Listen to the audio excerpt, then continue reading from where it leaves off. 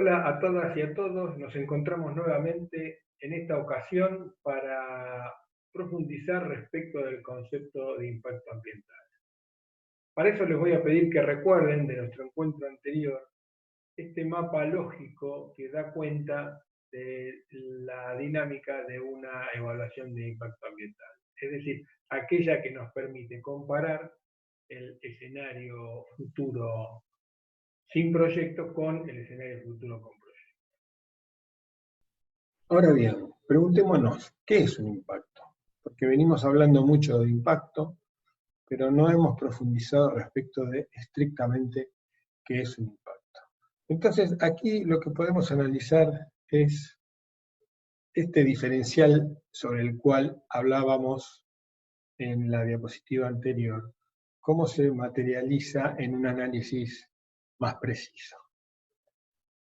Yo puedo tener una situación, como decíamos, siempre partimos del escenario actual. Entonces, yo puedo tener un punto en un eje de coordenadas que me represente el tiempo en la horizontal y el indicador de calidad ambiental en la vertical, que representa a una situación ambiental actual, en el momento inicial, antes de que yo empiece a hacer nada. Ese indicador ambiental, ese punto, va a estar representado por algún tipo de lógica que sea representativa de una condición ambiental. Por ejemplo, imagínense ustedes que nosotros estamos hablando de calidad de aire. Sabemos que en nuestro proyecto puede tener alguna incidencia sobre la calidad del aire, entonces decimos, bueno, muy bien, sepamos cuál es la calidad del aire hoy en el lugar donde vamos a instalar nuestro proyecto. Y allí elegimos un indicador que puede ser, por ejemplo, el particulado, la cantidad de partículas que existen en el aire, que en general está muy asociado a gases de combustión, y que es un indicador de contaminación ambiental. Entonces, yo puedo tener un valor hoy en un punto determinado, y sé que en el escenario sin proyecto del que hablábamos antes, si yo no hago nada, no instalo ningún proyecto y las cosas siguen como están en ese lugar, va a ir creciendo porque crece crece el parque automotor, cada vez hay más automóviles, cada vez hay más actividad, y va a tener un comportamiento de este tipo. En este caso, como al crecer en el sentido vertical, lo que crece es la cantidad de partículas en el aire, cuanto más alto estoy, menor calidad ambiental tengo, ¿correcto? Ahora bien, yo sé, o propongo en todo caso, que en un punto de ese devenir, yo voy a instalar mi proyecto, voy a empezar mi proyecto, empezaré con la etapa de construcción. Entonces, ahí sé que voy a generar una cantidad mayor de particulado que me va a describir una curva de este tipo. Supongamos que yo empiezo con actividades de construcción, y entonces voy aportando una cierta cantidad de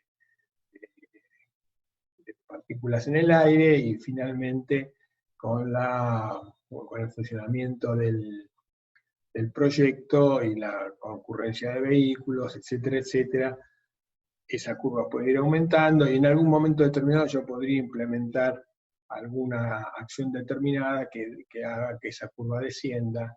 Es decir, ahí podría tener una curva con distintos tipos de comportamiento en función del proyecto que yo quiero realizar.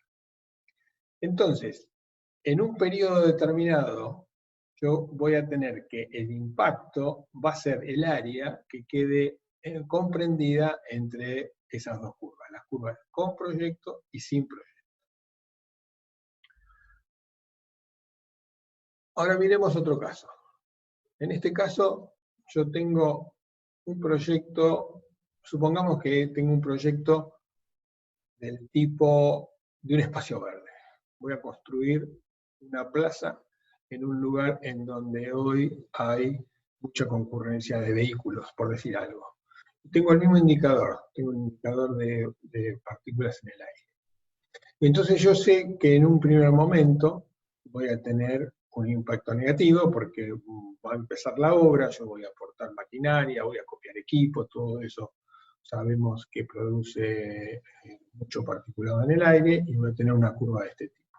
Pero luego, cuando termine la obra, yo voy a habilitar un parque con su arbolado, con sus espacios verdes, con sus distintos equipamientos, y entonces ahí yo lo que voy a hacer es bajar radicalmente la generación de partículas en el aire, por lo cual la curva va a tener este otro desplazamiento. Con lo cual, yo con el mismo proyecto voy a tener en dos periodos distintos un impacto negativo para esa etapa de construcción, que aquí aparece como E1, y un espacio positivo en la etapa de funcionamiento del proyecto. Entonces fíjense que aquí la curva bajó en relación a la curva de evolución sin proyecto y por lo tanto, al tener menos particulado, tengo mayor calidad ambiental y el sentido del impacto es positivo. Ahora miremos otro caso que me parece importante para entender la importancia de los escenarios futuro con y sin proyecto.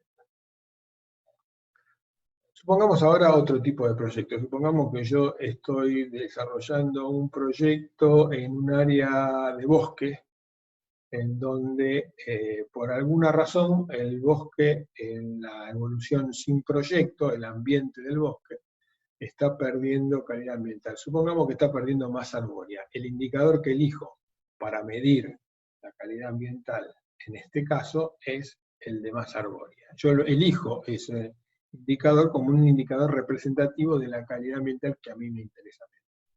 Y entonces yo trazo esta curva que es la curva de evolución sin proyecto. Me está indicando esa curva a la inversa del caso anterior, que cuanto yo menos masa arbórea tengo menor calidad ambiental, tengo pérdida de recursos. Y yo sé que en un momento determinado, cuando yo instrumente un proyecto de recuperación o de reorganización de las actividades o de la mejora del uso del suelo o lo que fuera, voy a producir una curva distinta que me va a dar una evolución con proyecto, como está aquí establecido por esta curva amarilla. Entonces, fíjense que si yo comparo ahora, para el mismo periodo que veíamos en la diapositiva pasada, la situación actual con la situación futura, yo voy a tener un impacto negativo, porque el indicador de calidad ambiental de la situación inicial con la situación futura me está indicando una pérdida de masa arbórea. Pero si yo comparo en el escenario futuro la situación de ese mismo indicador, contrastando el escenario futuro con proyecto versus el escenario futuro sin proyecto, claramente me va a indicar que el impacto va a ser positivo. Por eso es muy importante tener en claro que lo que estoy comparando son situaciones en el mismo corte temporal. No estoy comparando el presente con el futuro, estoy comparando situaciones en el futuro con y sin proyecto. Este concepto tiene que quedar muy claro porque si no, como ustedes ven en esta diapositiva, nos pueden llevar a muchos errores.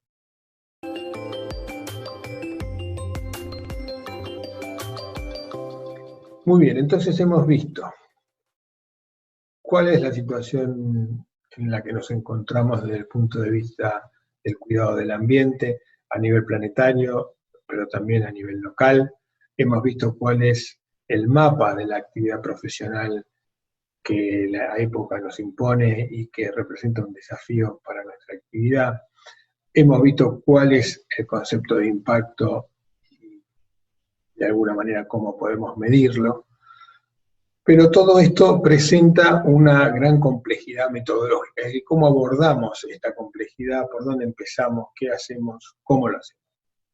Para esto, el mundo científico, los expertos y los analistas del ambiente han optado en general por el abordaje sistémico, abordaje basado en la teoría de sistemas que parte de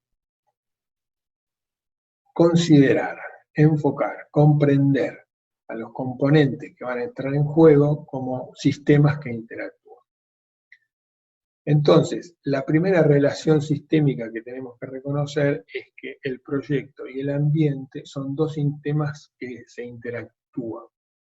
Es decir, el ambiente va a tener cierta aptitud para recibir un proyecto y el proyecto va a generar cierto impacto sobre el ambiente. No cualquier ambiente puede recibir cualquier proyecto, esto es obvio. Es decir, un área que sea muy frágil desde el punto de vista ambiental no puede recibir un proyecto que sea muy agresivo desde el punto de vista ambiental. Un proyecto que requiere de ciertas precauciones en términos ambientales no puede instalarse en un ambiente que sea muy agresivo en estos términos. Es decir, yo no puedo poner un jardín de infantes en medio de un área industrial, o por lo menos no lo puedo hacer si esa área industrial tiene riesgos o implica algún tipo de potencial perjuicio para la actividad de esos niños. Y así también lo puedo pensar desde el punto de vista de la naturaleza. Yo no puedo poner un área de disposición final de residuos peligrosos en un valle donde hay un humedal, por decir un ejemplo extremo. Pero de estas situaciones nos vamos a encontrar con muchas. El segundo enfoque sistémico, entonces, va a tener que ver con el ambiente en sí. Es decir, el ambiente aparece como un fenómeno sumamente complejo. Están presentes múltiples factores y componentes. Piensen ustedes que en esta visión amplia del ambiente, que implica no solo al ambiente natural, sino al ambiente construido, y al ambiente construido todos sus aspectos, nosotros vamos a tener una infinidad de cuestiones a considerar. Entonces, aquí de nuevo, echando mano a la teoría de sistemas, nosotros podríamos subdividir a este ambiente en 4 componentes básicos. La geosfera, es decir, el planeta físico, el agua, el suelo, el aire. La biosfera, todo lo que está vivo, los animales, las plantas, nosotros. La tecnosfera, todo lo construido, todo lo que el hombre ha construido, que tiene entidad física, y la sociosfera, toda aquella construcción que por sus características es intangible y entonces no forma parte del mundo físico. La cultura, la educación, la política, el comercio, etc. En esta concepción sistémica y holística del ambiente, es decir, como un todo constituido por 4 subsistemas, como lo acabamos de mencionar, la actividad profesional de profesiones como la arquitectura o la ingeniería, tradicionalmente es una articulación entre la sociosfera y la tecnosfera, es decir, una comunidad, un grupo social, un sector determinado de la sociedad que solicita una solución técnica para resolver problemas de salud, de vivienda, educación, vialidad, lo que fuera. Ahora bien, justamente la teoría de sistemas nos indica que cualquier intervención sobre alguno de los subsistemas va a implicar al sistema en general. Y entonces aparece la necesidad de centrar nuestro análisis y centrar nuestra articulación en los 4 subsistemas que configuran al ambiente. Y entonces por eso el proyecto como medida inicial, como instancia inicial de formulación, debe considerar cómo va a impactar sobre esos 4 componentes, entendiéndolos justamente como subsistemas del gran sistema del ambiente. Y allí entonces, con esa lógica, va a aparecer todo un análisis sistémico que ahora vamos a analizar un poquito más.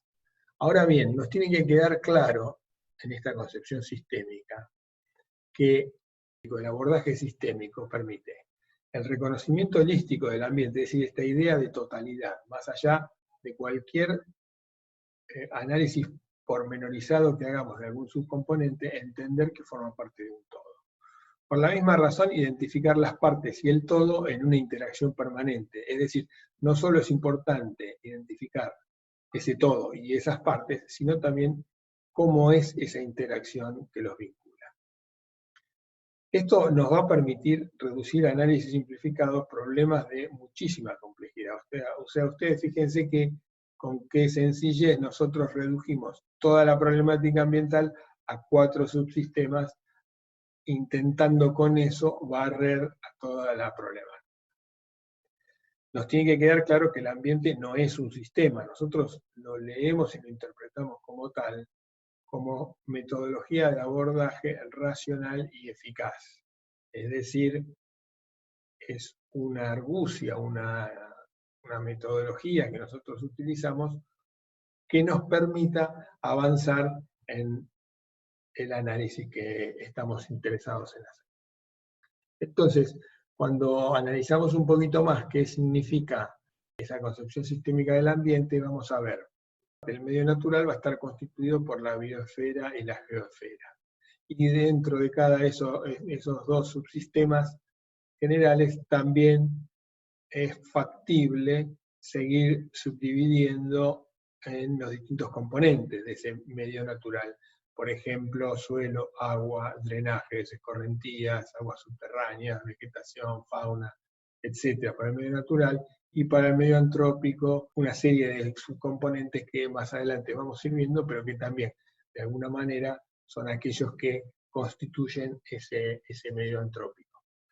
Tanto el físico, constituido por la tecnosfera, como el intangible desde el punto de vista físico, que es el constituido por la sociosfera.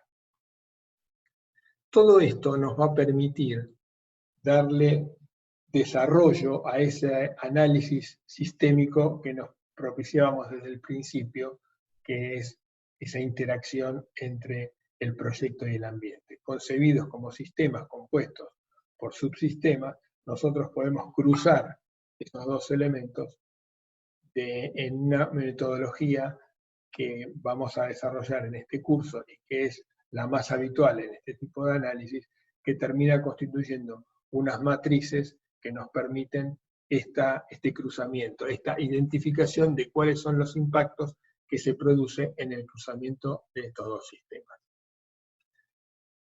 No olvidar en todo este análisis que estamos haciendo que el proyecto tiene una escala temporal. Primera cuestión, que cada vez que hablemos del proyecto nos estamos refiriendo al proyecto en todas sus instancias. Instancias que van desde las ideas iniciales y la instancia de proyectación, formulación del proyecto, es decir, todo aquello que nos permite entender cómo es el proyecto, para luego pasar a la fase de construcción, para que una vez construido y terminado ese proyecto empiece a funcionar y cumplida su vida útil, se dé la etapa de desactivación. En obras de arquitectura en general no se considera la desactivación porque en general son obras de larga vida útil y entonces considerar qué va a pasar de aquí a 80, 90, 100 años cuando ese proyecto se desactive es verdaderamente más de ciencia ficción que otra cosa. Pero, como ya les decía antes, en proyectos de poca vida útil sí hay que considerarlo. Entonces, también vamos a considerar cuáles son los componentes afectados en el medio, que van a estar afectados en el medio por ese proyecto en cada una de estas etapas. Porque puede haber componentes que sean afectados en la etapa de construcción, pero luego en la etapa de operación no, y a la inversa. Y así en cada una de las etapas. Entonces, esta es parte del análisis preliminar que nosotros tenemos que hacer cuando analizamos el proyecto y cuando analizamos el medio, que es algo que ustedes ya vienen haciendo como desarrollo de trabajos prácticos, para entender cuáles son los efectos ambientales que el proyecto va a tener incorporados o que va a implicar durante su desarrollo. Esto va a dar lugar a una organización de componentes y subcomponentes que, cruzados con las acciones y las etapas y las subetapas de la obra, nos va a permitir identificar punto por punto qué es lo que está pasando en ese cruzamiento. Es decir, cuando yo diga, bueno, muy bien, a mí me interesa analizar qué pasa con la calidad del aire, como veíamos en el ejemplo del impacto, lo voy a estar cruzando con distintas acciones que tiene el proyecto, en donde algunas de esas acciones van a afectar a la calidad del aire, y entonces ahí me voy a enfocar, y algunas otras no. Por ejemplo, si yo estoy previendo que en la etapa de construcción voy a tener mucho material acopiado en forma a granel, sé que eso va a impactar negativamente sobre la calidad del aire. Si voy a tener una etapa en donde voy a tener gran afluencia de cantidad de vehículos, sea en la etapa de construcción o sea en la etapa de operación, también sé que va a afectar la calidad del aire. Así, con cada uno de los componentes, yo podría analizar cada una de las acciones y subacciones del proyecto para ver qué está pasando. Con esa lógica, yo voy a llegar a la construcción de las famosas matrices que más adelante vamos a ver más en detalle, pero que tienen una lógica de este tipo. Esta es que es una matriz clásica en donde, fíjense que mencionado de distinta manera, porque esto de los distintos autores lo menciona de distinta manera, aquí Gómez Orea habla del medio ambiente subdividido en subsistemas, hechos y factores, y el proyecto subdividido en fases, elementos y acciones, pero básicamente es la misma lógica sistémica que lo que hace es dividir en subsistemas el sistema general y considerar cada uno de esos subsistemas cruzado con los sistemas del proyecto. Bueno, muy bien, hasta aquí llegamos. Recuerden que ante cualquier duda, no duden en consultar con sus docentes, y espero que les haya resultado interesante, que sean todos conceptos que puedan ir incorporando a los trabajos que vamos desarrollando en el taller, y nos vemos en la próxima. Hasta luego.